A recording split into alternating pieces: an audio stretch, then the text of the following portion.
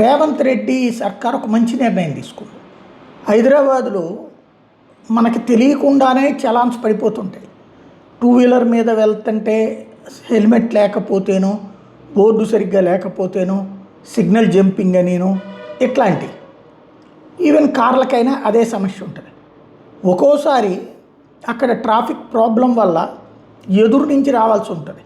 కానీ అప్పుడు కూడా ఈ పెనాల్టీలు పడిపోతూ ఉంటాయి. ఎందుకంటే అది ఆటోమేటిక్గా అయిపోయేటప్పుడు ఇలాగా పడినటువంటి పెనాల్టీ కట్టకపోతే యాక్షన్ తీసుకోవడం అనేది ఆదేశాలు ఇచ్చారు. అందులో భాగంగా ఎక్కడికక్కడ ఆపుతున్నారు. రాబోయే రోజుల్లో కూడా 45 రోజుల లోపల కనుక చలాన్ కట్టకపోతే ఆర్సీ సీజ్ చేస్తారట. సీజ్ చేసినా కూడా వెహికల్ బయటికి వెళ్తే వెహికల్ కూడా సీజ్ చేస్తారట. ఇదేమి ప్రజలకి మంచిది కాదు. కానీ రిడ్రెసల్ సెల్ అంటే ఇప్పుడు మనకి ఒక చలాన్ పడితే, అయ్యా ఇది ఆ రోజున ట్రాఫిక్లో సో ఇష్యూ వలన ఇట్లా జరిగింది, మా తప్పేమీ లేదు లాంటిది చెప్తే ఆ పెనాల్టీ, ఆ చలాన్ క్యాన్సిల్ చేసే అధికారం ఇప్పటిదాకా లేదు ఎవరికి.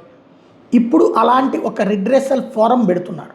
అంటే చలానా వేయించుకున్నటువంటి వ్యక్తి నా తప్పు లేదని నిరూపించుకుంటే పరిష్కరించే ఒక యంత్రాంగం. ఇది మంచి నిర్ణయం.